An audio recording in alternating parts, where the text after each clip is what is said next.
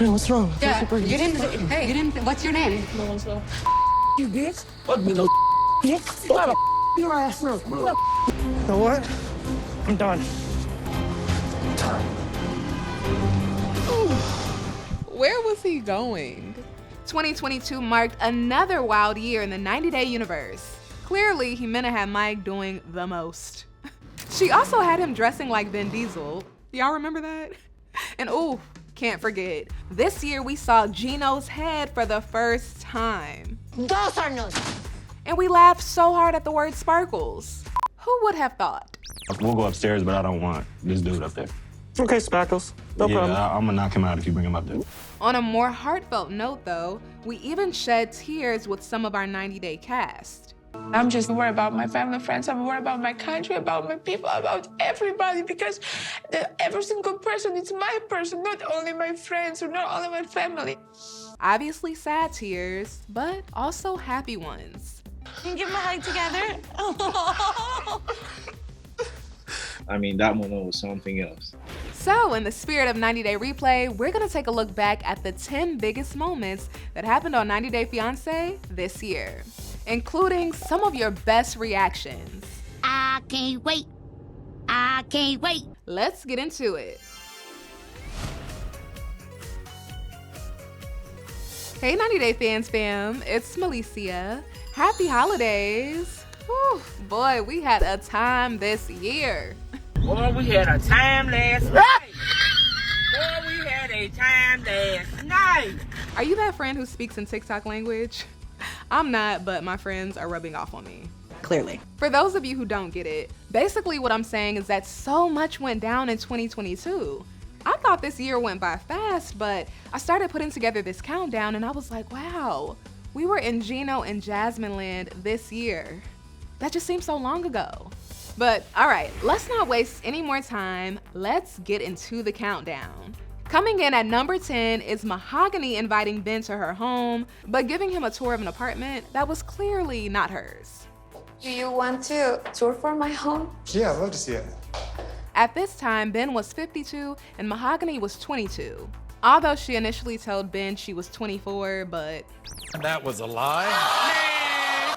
Anyway, considering their age difference and Ben giving off creepy vibes, I understood why Mahogany didn't want to tell Ben where she lived. But I just couldn't get over this unnecessary act that she put on. Talk about staying committed to character. It was mind-blowing. This is my bedroom. El baño. Yeah, for... Beautiful. Okay, this is my bedroom. Like... She lies. She lies. Then there was this random surfboard that she could not explain.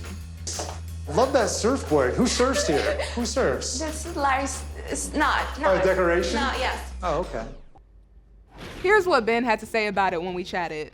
I just, wonder why she didn't say, I don't want to give you my home address, Ben, let's meet here. She was living there.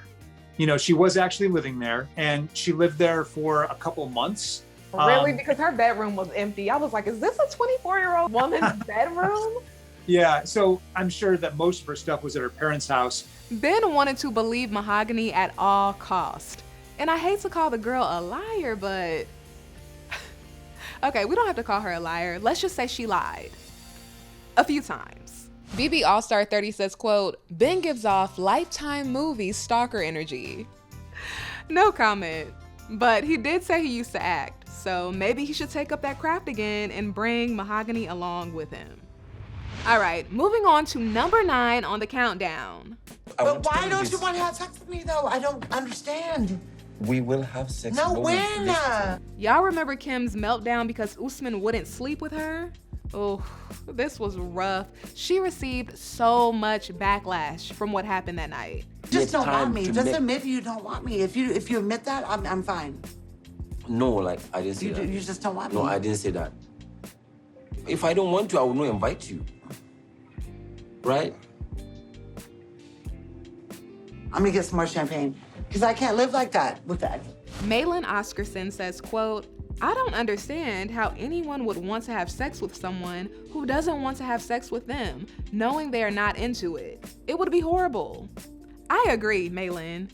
I also know that rejection wound that some of us have, oof, will have us trying to avoid the feeling of rejection at all cost. Unfortunately, in Kim's case, even if that means not accepting no. I embarrassed myself, I embarrassed Usman, I embarrassed my son, you know? And the crazy thing was, I was drinking a lot, and I'm not using alcohol as an excuse, but I had like 3 bottles of champagne. 3 bottles of champagne? I did not catch that. Because I was nervous. I was really nervous about, like, you know, this young guy, and here I am 50 years old. I'm like, hey, you know, I was nervous. But the way I acted, I was mortified. I was mortified. And like, I will never live that down, I don't think. Yeah, that wasn't cool. It was a hard lesson Kim had to learn, but a year later, she became Usman's whole fiance. He put a ring on it. Oh, goodness. If you had told Kim in this moment that a year later she would be engaged to Usman, what do you think she would have done? Best case scenario, she would have chilled out. Relax, girl. All right, on to a more somber note. Coming in at number 8, Yara's reaction to the war in her home country of Ukraine. My family is located in Western Ukraine right now, and my friends are located in Kiev. So the life for my friends right now, it's in the day in the bathtub, and at night they are under the ground.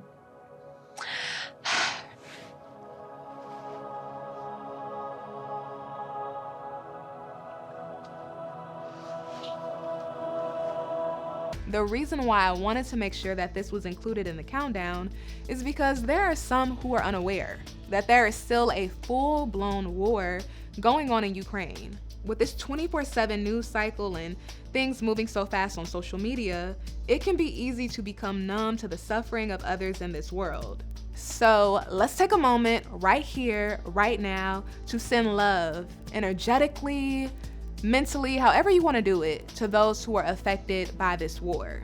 Whether you think so or not, every bit of positive energy counts, especially when we do it together. And I know, for some of you, even if you're not in the middle of a war zone, it might feel as if things are crashing down around you. So I'm taking the time to send you my love as well.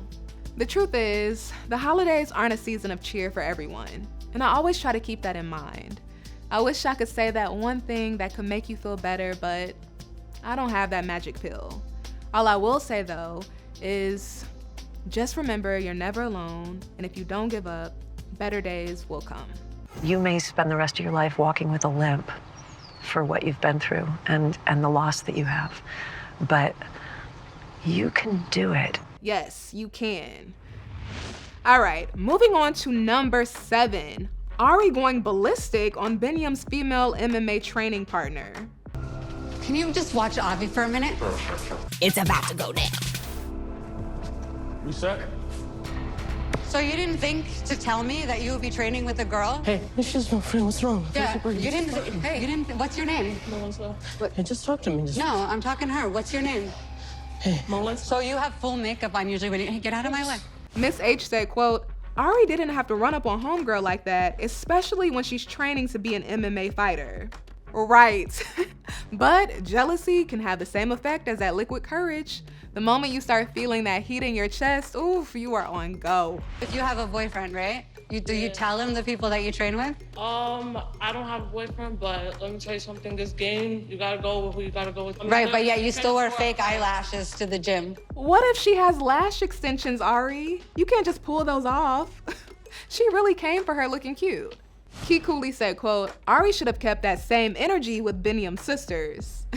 I am with you on that, especially after his sister Wish threw that red wine in Ari's face. My only hesitation though is I don't think Benyam's sisters would have had the same restraint as MMA fighter Melissa. It could have gone real bad. Yeah. Coming in at number 6, Mike running off into the streets of Colombia after Jimena broke up with him. Nuestra relación, y es en serio. Se acaba todo.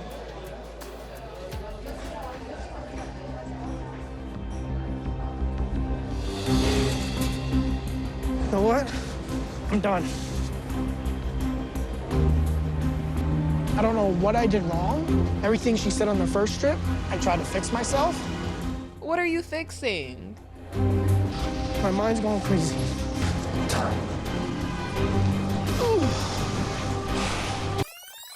He's a runner, he's a track star. He's gonna run away when it gets... I still don't know where Mike thought he was going late at night with that bright yellow shirt on in a foreign country. Mary Jane said, quote, props to the cameraman running after Mike like they do on Maury. If I was the cameraman, I would have been mad. Mike running toward an alley while it's dark puts him in a dangerous position with all of that expensive equipment. Nicholas Garrick said Mike's run at the end was really giving, quote, Paul sprinting into the bushes energy. I hope she understands I can't be with her. It's just not gonna work. Look at Paul, look at Paul. Again, where are you going? Karini was so confused. That's a throwback. Thanks for that one, Nicholas. All right, number 5. Bilal pranking Shaeeda by taking her to his rundown childhood home and acting as if that's where they're going to live. Oh, babe. A home from the 1900s. Must be an antique. It's called historic. Okay, baby. Oh. Right. Hey. Now, Bilal called this a prank, but it was also a test to see if Shaeeda just wants him for his money. And it was the start of him becoming one of the most hated cast members in the 90-Day universe. Unfortunately, people, they may be going through some things in their own personal life, so they'll project, what's going on in their life or relationships or whatever onto you. But forget the flack that Bilal received. I received a lot of flack for my opinion. Because at the time, I thought Shaeeda was focusing too much on the material matters, and it seemed as if the love they shared just went out the window. You want something to eat? Yeah, something that's from a clean bowl, yeah. Yeah, well, I can order something. I know you don't want to eat in my You have enough room. money for that? I will say though, after reading some of your opinions and getting more of a gist of Shaeeda's personality, my perspective on this moment in particular changed. MXTRXD said in part, quote, someone who flexes online with flashy designer luggage and watches but doesn't take care of his home is a huge red flag for misplaced priorities. Even if you don't care about money, that points to someone irresponsible with their finances. Very true, very true. Hey, one thing I've learned is that I don't always have to be right, okay? You gotta be flexible in the mind, and it's okay for your opinion to change or evolve. And in this case, mine definitely did. Coming in at number 4, Angela physically attacking Michael after she popped up on him unannounced in Nigeria. Michael, right there. What is the meaning of this? You bitch. What mean of bitch? Nicholas said, quote, Angela is out of her mind. She put her hands on Michael first. She's lucky Michael was raised to respect his elders. Nicholas again. Thank you for bringing some levity to what otherwise was a very disturbing incident. Dika Jaiji, hopefully I pronounced your name right, said, quote, Michael needs an honorary green card. He's been through more than enough with Angela. Now, let's pretend that this honorary green card is a real thing. If Michael was awarded it, do you think he would still be with Angela? My face, it says it all. Let me know what you think in the comments. All right, moving on to number 3 on the countdown. One of my favorite moments this season, John and Jibri's Sparkle argument. Sparkle. Do you think your brother is whipped? Yeah. Yeah. 100%. Yeah, without a doubt. I love you, though. Love you, but you're definitely whipped. You whipped. You happy. You gonna have a happy family. You won't. Okay, Spackles. You won't. Okay, Spackles. Your ass will never. You a joke. I was having a conversation with him, but then you opened your mouth. Nah, you a joke. And then I have to respond. I apologize. You need to stop third wheeling, bro. Third wheeling? Yeah, you all in their business. Like, this your brother, bro. How's your family doing on the farm? It's not your brother. You gotta treat him like your brother. Are you still living at home? And then Are you still living at home, bro? talking about Come your on girl now, right Spackles. now. You talking about your brother's girl. When it comes to the tell-all, Ross M said, quote, John is seriously the only person in the room being himself and not fronting like he's something he's not. That says everything. That's true. John never said he was perfect. He comes as he is, whether you like it or not. We gotta get you back upstairs next. I don't want to go upstairs with you. No, I don't want to film with you, bro. Okay. So if we're gonna go upstairs, we'll go upstairs, but I don't want this dude up there. Okay, Spackles. John saw the spotlight that Jibri was attempting to have that day. Tiffland said, quote, John is clearly the breakout star this season. I could see that. He went from Patrick's brother, who might say or do anything at any moment, to John, who might say or do anything at any moment. There's a difference. Speaking of saying or doing anything at any moment, coming in at number 2, Jasmine revealing Gino's head to the world after he showed her nudes to his ex. What you gonna do? Because I'm gonna sue you. What nudes? The nudes you sent to her. I'm not gonna lie, y'all. I slick Miss Jasmine. Those weren't nudes. I'm showing on my. Yeah, your breasts are showing. That's correct, but they're not nudes. So take off your damn hat. Those are nudes. Iconic. Those are nudes. Patty said, quote, so nobody is gonna ask about that little pathetic bush that is on the back of Gino's head that he really should just shave? Patty, you already know he's insecure about it. Let's not make it worse. Wait, why am I taking up for Gino? In this moment, he deserved all the smoke. What he did was so unacceptable.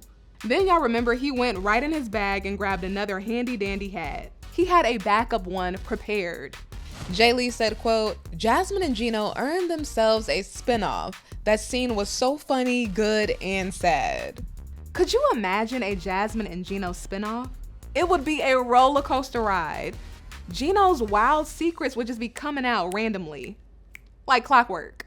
But despite his undercover F-boy tendencies, Jasmine loved him, and he loved her and all of the drama she came with. I love him from bald head to toe, just the way he is, weird, creepy sometimes. I was just very happy that you gave me a chance.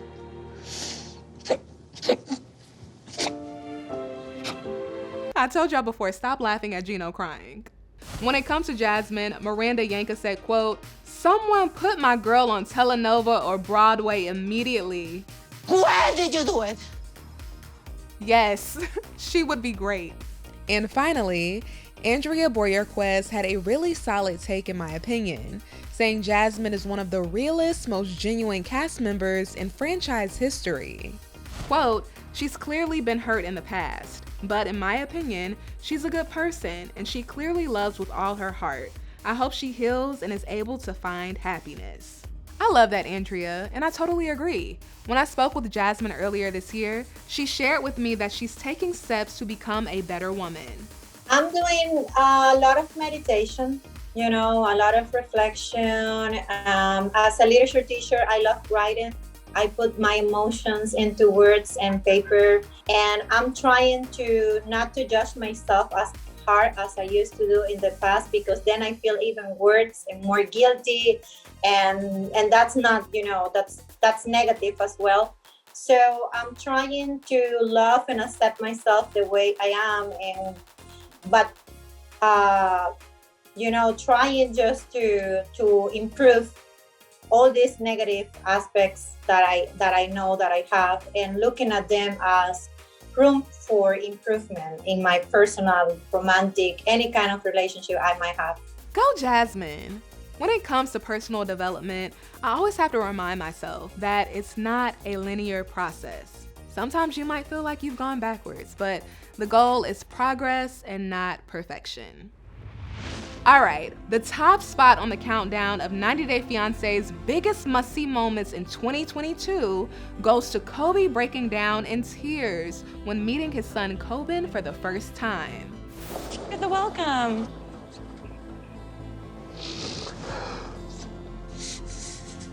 Babe, are you crying?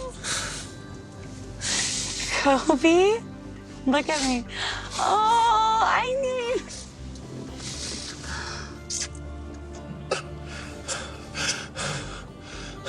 Take a deep breath. Babe, take a deep breath. You're like hyperventilating. Get your tissues ready. You see Papa? You see Dada? Oh my Don't God. be shy. You can give him a hug together. Oh.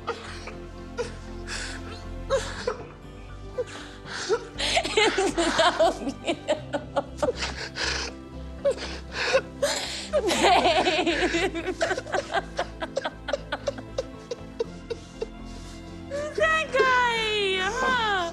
Like, he's looking at you. Oh my God.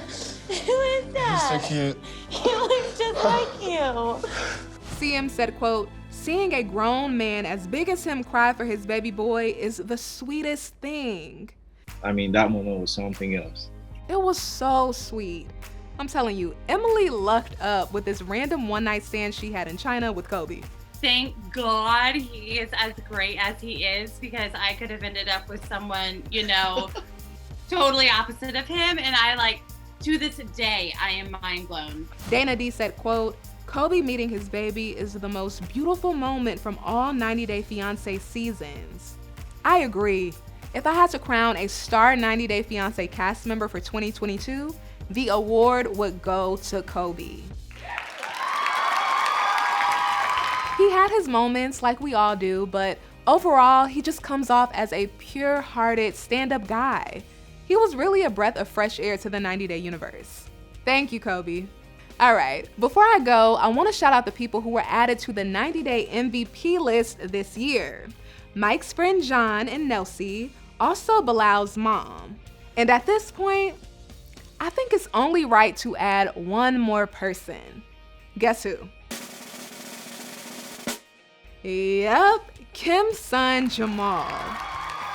For what he's gone through with Kim and Usman, he deserves it. He was definitely the voice of reason Kim needed, and he gave some sound advice. Hopefully 2023 brings us more voices of reason in the 90 Day universe, because Lord knows we need them.